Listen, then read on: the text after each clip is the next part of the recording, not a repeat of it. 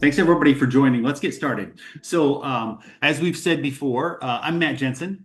Welcome to Practice Habits. It's the first one of the year. It's our inaugural session in 2026. Fun to have the 2025 still on the slides as a little throwback to last year. Today we're going to have a couple of friends on the call and we're going to be talking about joint work together and partnerships and what that means for these two organizations. But just a reminder, Practice Habits was created to help industry leaders like you, practice leaders like you, get kind of some headwinds on how to implement new technologies, new ideas into your practice. I remember the days where, our doctors would come back and they were saying, "Hey, there's this new laser that makes laser flaps. Hey, there's this new laser that utilizes femtosecond technology to make cataract surgeries more predictable. Hey, there's this new lens that people are using instead of LASIK." And people like us were left to figure out, how are we going to implement this? How are we going to continue to reinvent a category? And I found we grew up here in the Midwest. I'm in Sioux Falls, South Dakota right now. It was difficult to know where to go for help. And so this is a session that's just been created to try to be a clearinghouse of information for implementation, for industry partners who have things that can benefit practices. Also, just to talk about categories and new categories and how we can be more profitable and serve our doctor groups better. So thanks for joining. Listen, I'm joined here today in office, IRL. That's what the kids say, with Cade Wilcox. He's right here. And no kidding. Uh, any of you ever want to come here for Practice Habits, you'll be able to walk away with a little fancy MJM mug for your efforts, and that's no kidding. We're doing that for the second and beyond people who've ever done it. Um, so, uh, anyway, thanks, Kate, for being here, and Joel, as always. I mean, you're practically family. You have the key to the place. So, we want to welcome everybody here. We've got folks I can see, some from Navigate, some from Glacial, some practice leaders as well, and we welcome you. There's going to be more who join, but today we're going to be talking about the conversation that's been going on between Michael and Joel and their two companies, and how they've devised coming together to help practices. And so you all know them. They've both been on sessions here before, but they're also both close friends, and we've worked together in different capacities for a long time. So thanks for being here, gentlemen. Thanks, Matt. Thanks, Matt, and And appreciate you so, providing the clearinghouse. yeah, yeah. Um, so I mean, this is our talk title and all of our slides right here in front of us here. So, the Navigate Patient Solutions and Glacial Multimedia um, partnership agreement on how you're going to go about your work. Maybe just give us a little bit of an overview of where we are today with that, Joel, and what you have coming forward. Yeah, no, thanks, Matt. We're excited about it, and as I've talked about in this program before, our mission at Navigate is to be a growth partner to practices, and we really aim to build a platform that helps practices activate patients, educate patients, and motivate patients to take action. And as we think about where Navigate fits into that, we're sort of the meat in the middle of the sandwich. We're the education part of it. And I've known Michael for a long time. I've known him really since he started in the industry, and I've watched them grow and the work that they do and how they deal with customers and really are focused on growth. And Mike, as a leader in the industry, we just started looking at ways, can we do things together because they're really in the activation portion of the industry, and people tell us it's really nice when you can work with one person instead of working with two. And so, our hope in us working together is, can we create some sort of a model that maybe 1+1 doesn't equal two, maybe it equals some number higher than two. And so that's really where it is from our perspective. And Michael, I'd be grateful if you'd share yours too.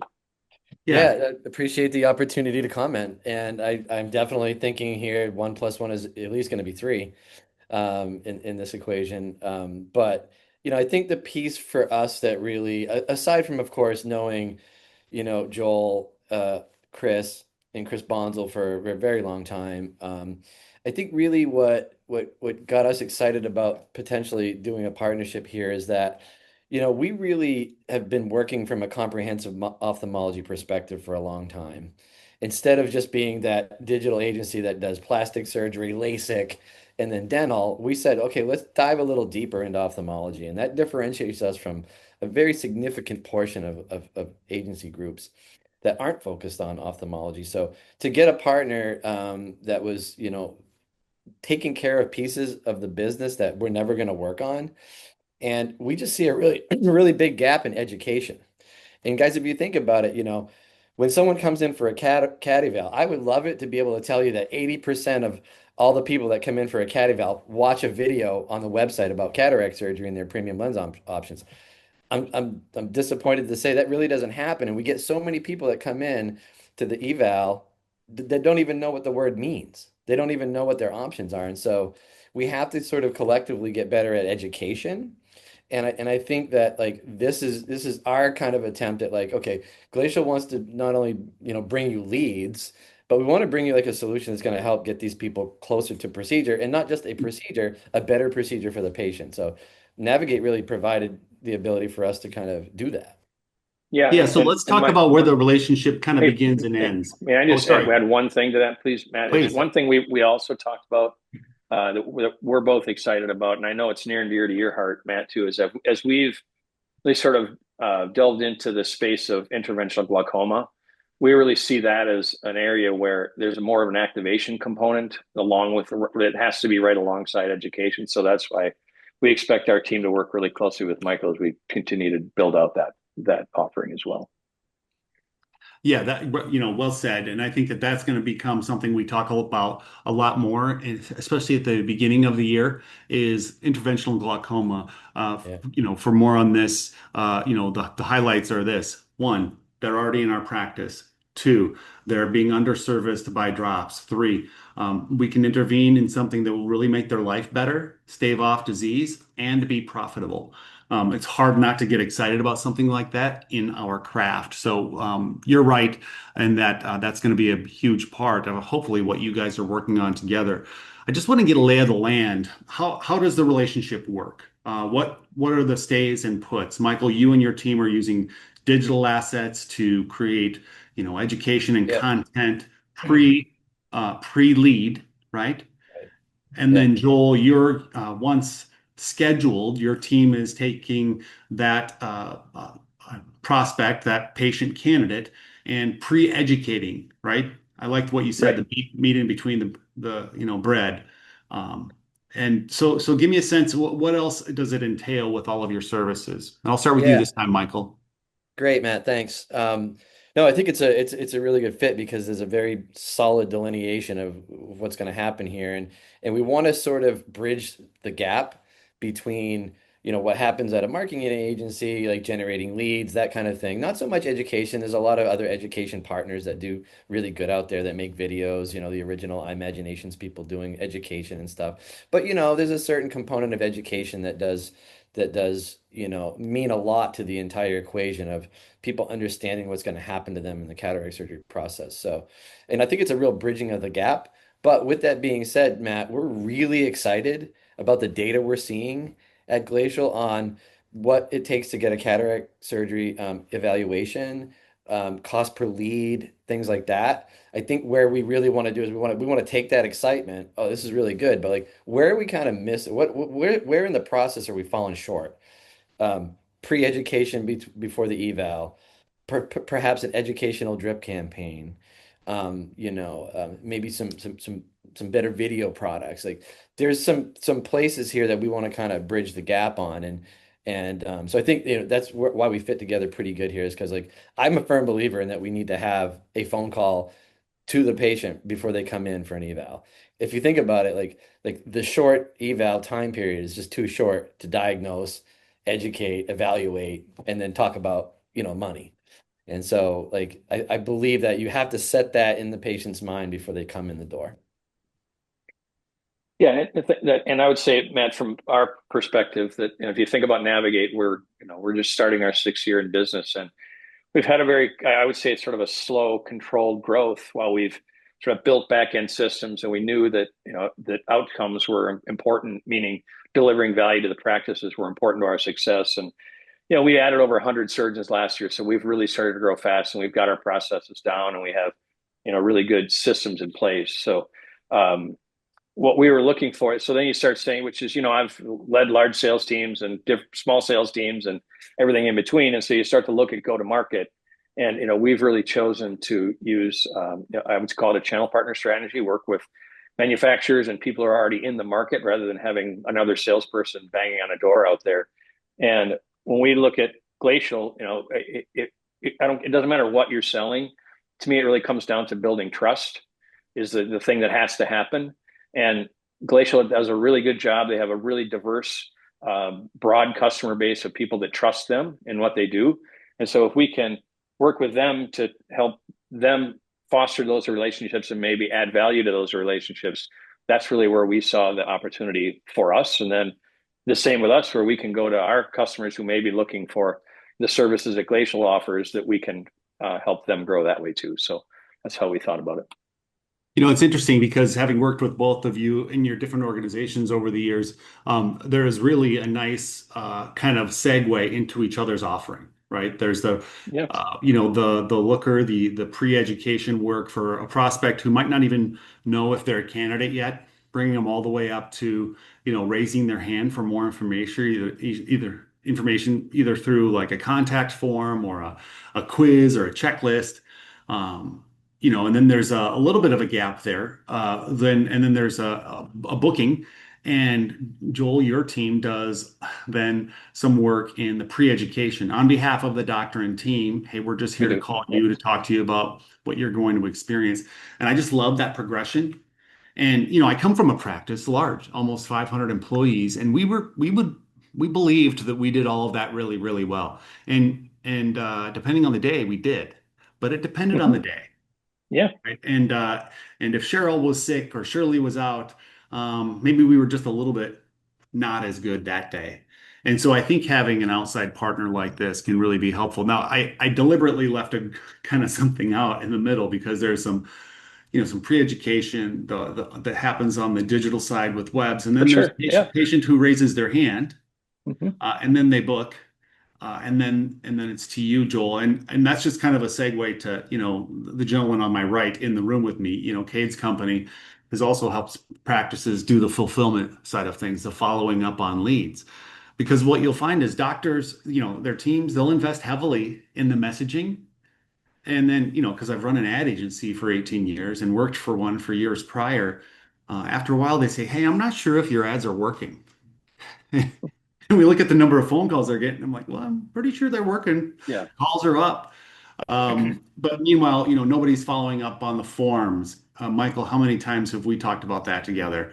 A lot of Yeah, people are on the you site, bring and yeah. you bring up a great point, Matt. And I think that's where like I would like to convey to everybody that like, a group like us and Navigate, like the reason we're going so deep into this is because yeah, we can report great numbers on leads and we get great lead numbers. Like I told you, the data looks really promising. But like I actually care about what happens with that patient and if they have the best surgery. And obviously my agency can't go to the point where we're doing things like Boost or we're doing things like Navigate. We're good at doing certain things and we're going to kind of stay in our lane. I'm in a lane right now, right? Matt, you said stay in your Stay in lane. I'm your staying in lane. my lane. All right. Like we made a conscious decision that we were not going to build a call center. We were not going to go down that path of converting leads or doing what Navigate does in terms of like the patient education and prepping them for surgery. Um, but yeah, I mean, it's a big thing because we feel great. Oh, wow, we got you 100 leads this month. And then you get the phone call, Matt, and if, you're no stranger to this call, and you've worked at a practice, so but like we didn't, we got Mike, we got 10% of those to procedure. Like what happened? Like were your leads bad? So is it your leads are bad? Or is there something that could be better in the process or a combination of both, and we're trying to Mhm. work on AI things right now to get better leads, so we're doing more on that level. But like, I also believe it's a process problem too. Well, it is a Well, process problem, but it's also, listen, I mean, we run, I don't know, 28 people at I still say our, But the call center that I grew up in at Vance Thompson Vision, 28 souls now clock in every day there, and it's not like they're sitting on their hands. They're taking a Right. couple thousand calls every day. And some of them as mundane as what drops am I on again, or what time's my appointment? And they just don't have the time or pleasure to be able to stretch their legs on all of the options you might need to think about before your cataract surgery. I wish they could. We trained them to, but the tyranny of the urgent doesn't allow for it. And I'll just give you, toot your horn for a second. Joel, you've been working with Vance in particular for the last 90 days or so. He was very proud of his adoption rate because it was both, not Yeah. aggressive, but extremely, he's very benevolent. He doesn't want to sell anybody anything, but he does want to make sure everybody understands their options. And he was always around 38 to 42% premium. And, 90 days in, he's shot up to 52%, which is what, 25, 30% increase. Fantastic. And Well, and I just want to, I don't want to correct you, but we've been working with him for about 6 months. It does, got it. that's one of the things as we're out there in the market and we talk to people, Matt, the most common thing that we hear is, I can just do that myself. And my answer to that is, you absolutely can.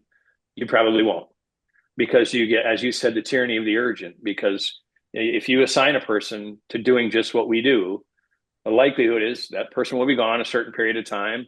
Um, they won't be as busy as you like, so they'll move on to something else. Whereas the definiteness of purpose of having Navigate doing just this for your practice becomes, I would call it, really, I think many practices have to think about building sort of an operating system for how they handle cataract patients. And we talk about process, but we're really starting to use the language of, a patient education operating system. And what is that? It doesn't mean that we don't, Navigate doesn't obviate the need for video, for high quality pieces of content that are in the practice, marketing, the different touch points that we do. So it's really just building that stack, and sort of that operating system is really what'll help people. Because we've all talked about this, that with the unfortunate cuts in reimbursement right now, many people will say, okay, I got to cut back. Whereas, maybe investing into it is really a smarter way to do it, because then you'll actually see some growth rather than just cutting. Because whenever you start cutting, there's a point where you cut bone. You're not, Yeah. you can't keep doing it. So Well, and I wanted to share that example in the with the clinic I came from, because a lot of people hold it up as an example of probably can't get much better.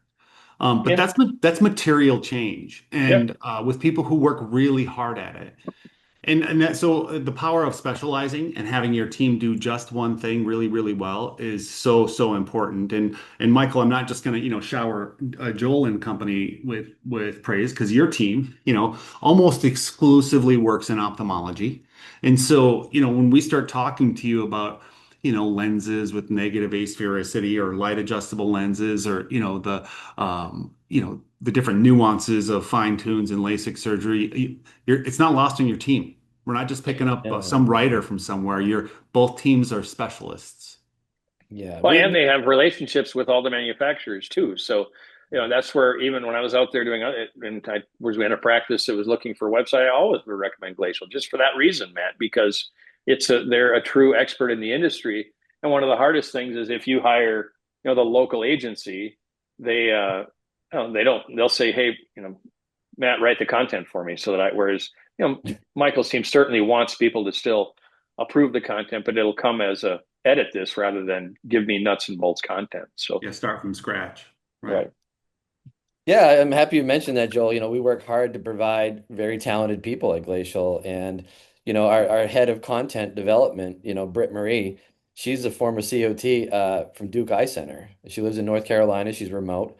But like, she's a great example of the fact that, like, she just really didn't want to be a COT anymore, but she loved ophthalmology. So she just called us up one day and said, hey, can I work for you guys? And we're like, we love having ophthalmology experts. It's great. And Yeah. it goes way back. I mean, years and years and years. We always wanted to get people that either worked at practices or had some kind of clue about what was going on with there. And, Karen, my wife, was the director of marketing at Maine Eye Center for 12 years. And, So we have a legacy here of trying to bring really high quality people to the table so that the practices can trust that their content can get written and a website can get launched professionally. Well, and Joel, you know a thing or two about hiring people from practices, right? Who didn't want to be in that practice environment anymore. Yeah, we do. And it can be a And Joel, it can be would a you like to risky talk slope. about that? It can be a risky business sometimes. Yeah, to be a little careful. But Well, people come to us, and we don't hire from people that we don't steal from our customers. So. no, no, no, that's not where I was going with it. Okay. Where I was going with it is that the folks who are answering your phones are COAs and COTs who Yeah. have grown up in a practice and they know what they're looking for, know what they're listening for in a call. That's all. Yeah, we have at this point in time we have 29 COTs, COMTs, COAs, four people who have sort of grown up in a practice and been have extensive eye experience. We do have a few of those too, but primarily, yeah, when we hire someone, they're ready to go, and every time with each customer individually, they train to whatever that particular surgeon wants us to talk about, and we don't just talk about what we think is best. Got it. Well, listen, so you both in coming together and having each other as channel partners, which I'm still trying to wrap my mind around what that means. But basically, you're not going to create redundant work that both each other can help with, right? Might recommend each other to each other's prospects. Correct. How do companies engage with you with that in mind? Do you want to start, Um, Joel? Yeah, well, I mean, most of our we have Chris Bonsall talks to a lot of people. They come in through our website. We go to the major meetings where we're appearing there. So that's some of the synergy we'll start to look at is sort of combining some efficiencies on that. We're actually planning an event together at ASCRS. So those are some things we'll start doing together. Um, but if it's a Glacial customer, you can talk to your Glacial rep, and we can make the introduction and have calls together. We do most of our sales calls are remote. We don't have a team of people out running around and knocking on doors. We run it pretty efficiently, and yeah, we're not hard to get a hold of. Yeah, in particular, we're really excited about the fact that we can bring Navigate to the table and, and bridge the gap, like I said earlier, and provide not to necessarily replace anybody on the scheduling side or internally. That's not what Navigate's mission is. But we're looking to make an enhancement. We're looking to like move the needle on things like, enhancing the premium lens conversion rate, getting more people from that lead status, from cataract surgery to actual procedure. And so sometimes it's not even for us about if they get the upgraded lens. That would be great if they did, but if we can just, instead of it being a 25% conversion rate, could we make that a 50 or 60 for our clients? And what role could Navigate do to help them, get them further along into the conversion process. Yeah, that's a Yeah, good point, Mike. And we sometimes see that, Matt, where people in the practice will get a little bit threatened when Navigate's introduced into the conversation that, oh, you're taking my role. And my hope and aspiration is that we convey the message properly, that this is just making it easier for people. I mean, what we do is ahead of the clinic, and it doesn't really change. It should make their job easier, frankly, because the patients show up less anxious. I'm amazed that we record all of our calls and are using that data, and I'm amazed at how much time our navigators spend just talking about cataract surgery in general with patients, because they're afraid of it. Most of the people on this call, we have the curse of understanding that cataract surgery is 99.9% successful. They do whatever 4.5 million, 5 million cataracts a year, but most people don't know that. They're afraid. So when they come in educated, they're more relaxed, ready to make a decision, and the tech can spend more time focusing on getting good measurements and taking doing their work that they're supposed to do. And the same for the surgeon. We talk about, people come to Navigate for the conversion lift, yet people are really excited about the time savings, the less anxious patients coming in, sort of a improved patient experience. There's a lot of reasons to start that pre-education. And if someone doesn't want to hire Navigate, then I would suggest you hire someone yourself and start doing that, and educate everybody ahead of time, because it's a better thing for the patient. Can we Well, talk and about the time we've been savings talking. for, sorry. Go ahead, Michael. Sorry. Yeah, I was just hoping we could hone in on that a little bit more because I think there's a lot more there, you know. Yeah.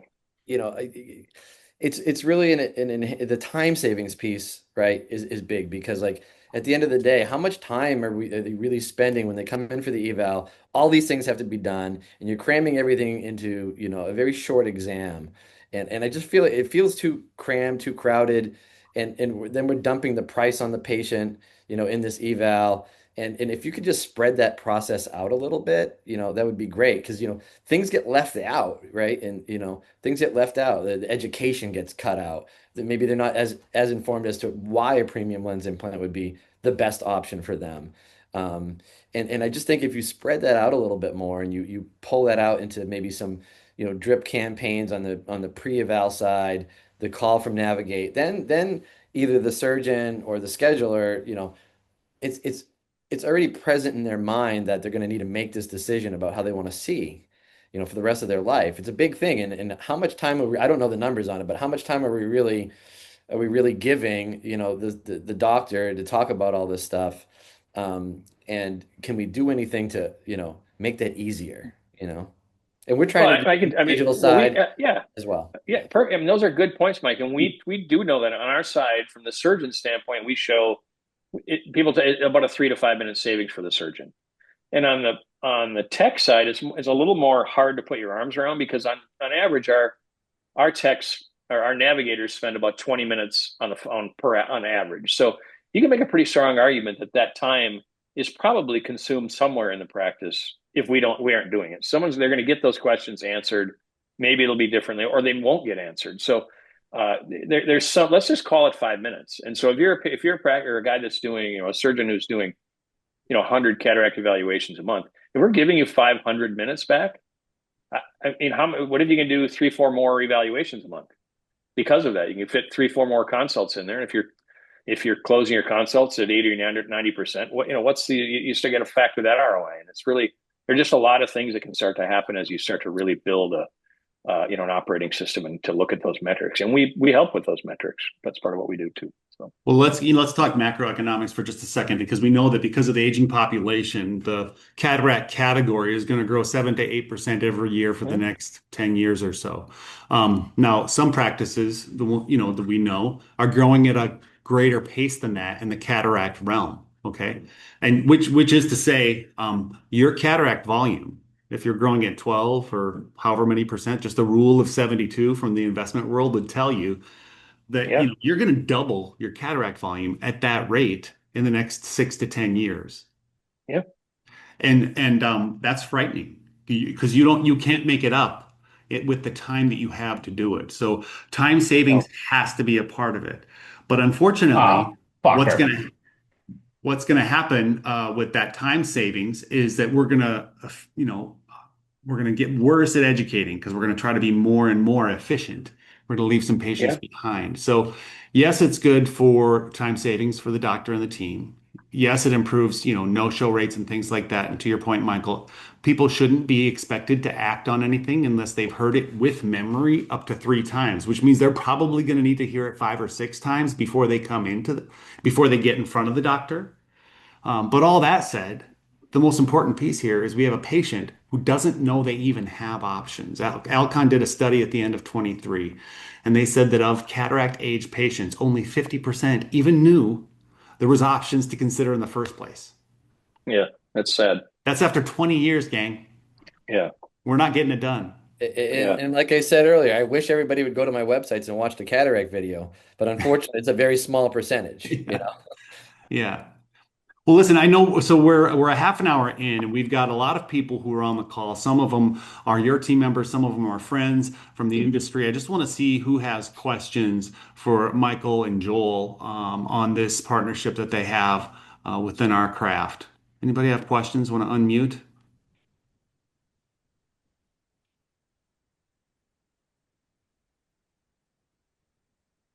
Sean, you're muted. I didn't hear your question. Just kidding, Sean. Um,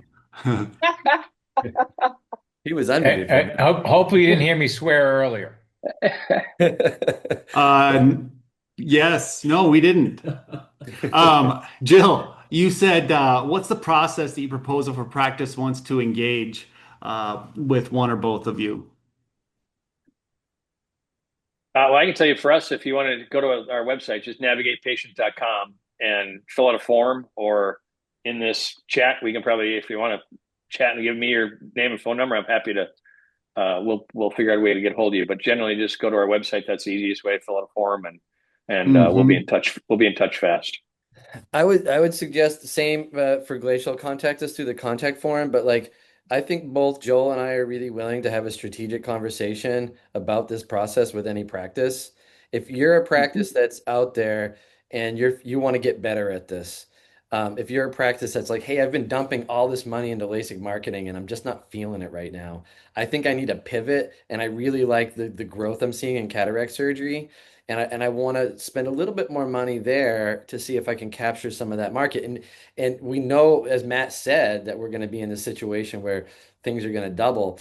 And you ask yourself the question, are you participating in that? Or are you just getting referrals from ODs and having a page on your website about cataract surgery? But like strategically, like what are you doing to kind of get more leads? And then what are you doing to kind of improve that conversion to premium lens?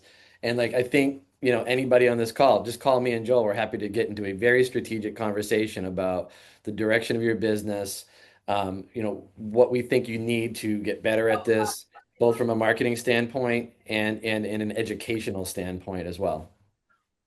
So Good thank you question, for Joe. that. I Yeah. think that we just we did the hire the local marketing company, and they're revamping our website.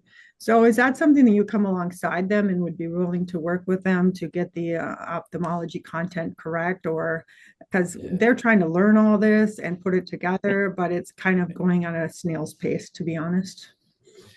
Yeah, great question, Jill. And I think one thing if people don't know this already, but Glacial often takes on a lot of a la carte projects. So, if there's a webmaster out there and you want to utilize our great talent and content development with Britt Marie, hey, thumbs up, right? We don't need to, we're never a group that has to do everything for everybody. I mean, we love a nice contract when we get one, but like, Yeah, that's an area where like we get a lot of business because of that, Jill, because people are like, hey, I've been trying this for a year. They just don't get it. I need someone that's going to understand how to position my lens implants and write a page about that's going to speak to a patient persuasively about like, hey, it's not just like define cataract surgery. It's right. talking to them from the perspective of you have a big decision to make. Here are Mhm. the things you need to know before you get into that. And like, so I like to approach my content from that perspective instead of just like, what is a cataract? So, Yeah. Jill, I've got a question for you in that regard. Just because you've got several folks on the call who are in the craft of creating that kind of content. What goes into the decision you made to select a firm outside of the space? Well, we have a new CEO, and he knew this marketing firm from another project he worked on with them. So it's familiarity and Sure. understanding the quality work that they do, which I do think they do very high quality work. The issue is just that they are on a very steep learning curve of ophthalmology. And that curve is not even straight. It curves in all different directions, as we Yeah. know. It's, interventional glaucoma. They're like, what? Exactly. What's glaucoma? Yeah. I mean, Yeah. and so that, just trying to get caught up with the basics has been a bit of a challenge. They're great people and they're very engaged and want to do a great job. I Hmm. just don't think they know what they don't know. So I would say we interviewed a marketing company of one, and that's how the decision was made. So um, A few I things that I might say just in reflection on that, and this is for just all listeners. Number one, I love that you've got a new kind of executive leader. I think one of the things we can do to new folks in the industry, and I'm sitting right next to a colleague of mine who's been in our industry for 20 months, right? okay. Like, how do we catch people up Hmm. as fast as possible? It is Hmm. not easy. You said it, No. there's a huge curve, growth Hmm. curve, learning curve. And so one, if it's not self-serving, but bring them to meetings like this because I Yeah, think that conversation will have some awakening. Secondly, it's nice to hear from people like Michael and others, and I know our firm, we offer similar services, but we always say we play nicely with others. yeah, Okay, and so yeah, yeah, so find a partner who can at least give you that subject matter expertise yeah, if you've selected something different. yeah, Um, but I do think the hardest thing to do, and the most important thing for you to do right now is be very quick yeah. to make a decision. Because Mm-hmm. right where you are right now, I've been there before. There's just a lot of floundering Mm-hmm. and agitation and frustration. Yeah. And it can really catch up with people and have everybody start kind of pointing internally. And, Yeah. so I would throw out that lifeline quick. All righty. Good question. Can I ask one more since Yeah. I'm dominating the conversation? Yeah. Absolutely. Um, how do you go about identifying patients that you are going to contact to have conversations with them about um, potential cataract surgery? And how do you prevent them then from getting their hopes up about a potential lens that ultimately they aren't a candidate for? Because that's one of the things our doctors hesitate about sending out information before their evaluation is they don't want them to get their hopes up that they can have this lens, and then you got to talk to them about how they're not a candidate because they got a mac degen or something else going on. So our navigator during our onboarding process, Jill, we work through how we log into your EMR and Okay. we get information of when those consults are coming up, and we talk to those people. And that's a question we hear a lot. Frankly, the way I look at it, if I'm a patient going in, at least I know the option, and I might be disappointed, but it's at least I knew it was there rather than because if you just sort of make the decision and say, look, you have macular degeneration or some other underlying clinical condition that obviates you from having one of those technologies, you maybe don't know that, and when you go play bridge with your friends, your friend gets that, and then they say, "Well, you never even told me about it." Yeah. Good so, point. Yeah. so that's how we think about that. Okay. Good question, though. Yeah, I mean, sometimes I think that's a good place to hide, Jill, is that people will say, well, what about this over here? And that will be a reason not to do all of this hard work over here. One, I Mm-hmm. think it's an outlier because Okay. cataract surgery is the most commonly performed surgery on the planet and the most successful. Close second, by the way, is laser vision correction. And so we can talk about the 8 to 10%, maybe it's more, that might not be great candidates, but I would Mm-hmm. build your systems for the majority. Sure. Yeah, Sure. By the way, the reason I was talking about macroeconomics before also wasn't just so I could kind of peacock about data, but if we really believe that there's more volume headed our way, and there is, Mm-hmm. because what we don't have in the demographics coming to us from an access standpoint, we have it as a problem with providers who are going to retire. Yeah. Yeah. We're experiencing that too. And so the point is even if you're a top performer, you might be holding it together right now, Yeah. Yeah. but 2 years from now, you're not going to be able to. Right. With a couple more years of declining reimbursement and other pressures, costs going up, Mm-hmm. it's nice to have partner experts who can help in that way. Jill, thanks for calling in. Any other questions from the group?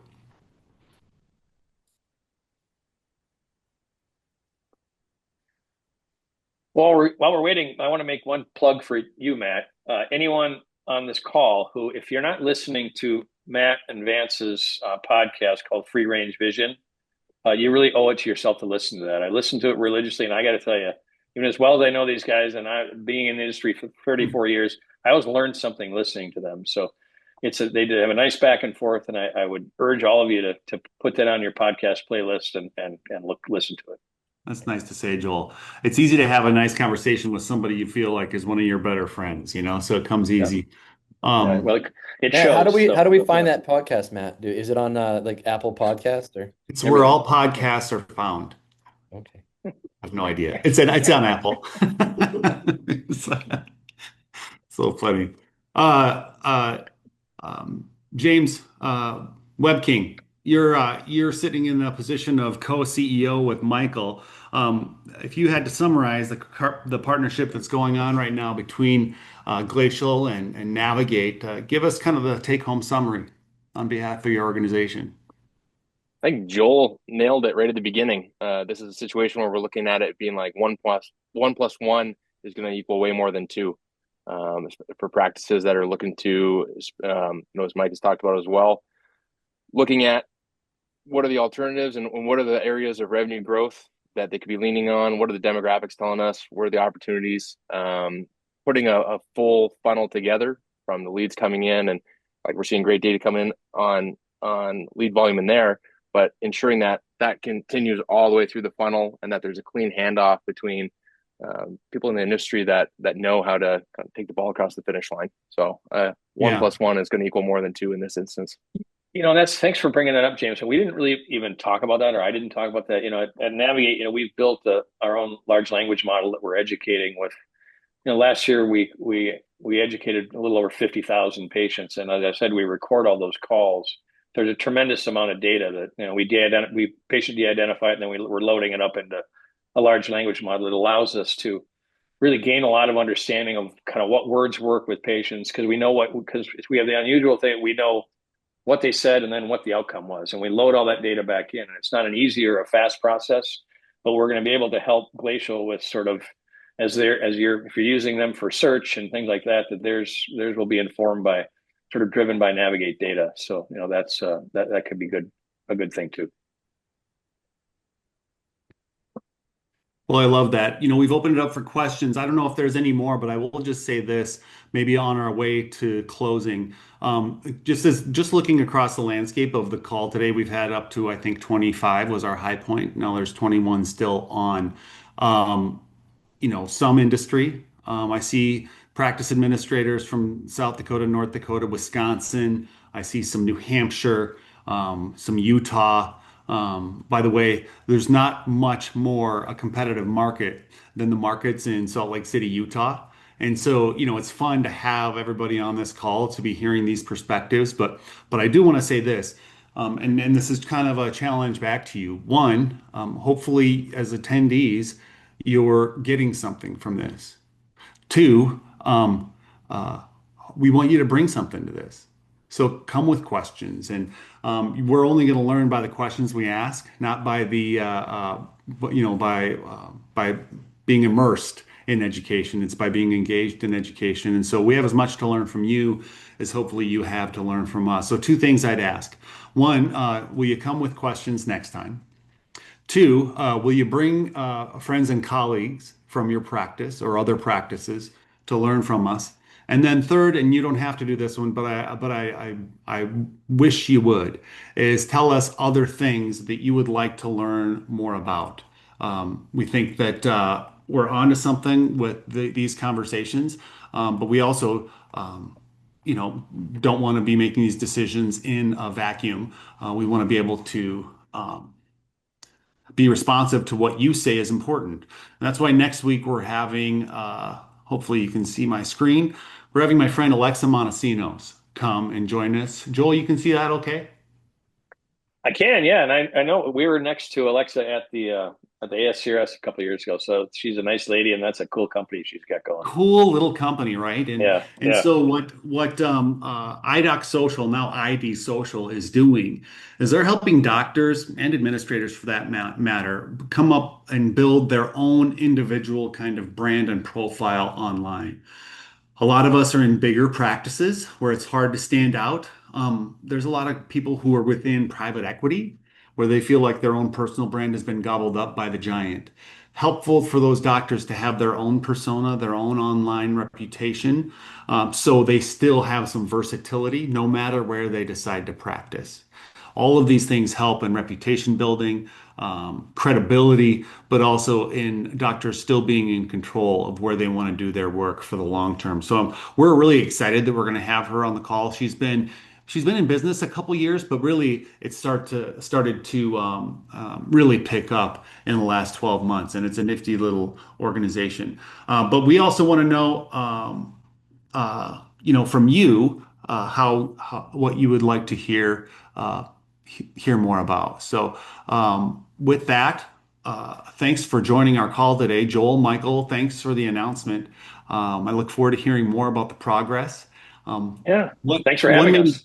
one maybe challenge for both of you is this. We'd love to have you back. You will both have a good year's worth of data in 2025 to say, here's a snapshot of what worked well and what things looked like for Navigate clients across the board or for Glacial clients across the board. I'm not assigning you homework, but that would be fun to have you Oh, that'd be back good. Yeah. and talk Yeah. about what kind of mega trends we can all apply back to our own practices. Yeah. Yeah. All Well, right. we should look at a mid-year update or something. That'd be kind of fun. Love it. Love it. Yeah. All right, everybody. Thanks for joining. Tune in again next time and reach out with any questions. Okay. Thanks, everybody. Nice job, Matt. Thanks. Thanks a lot, Matt.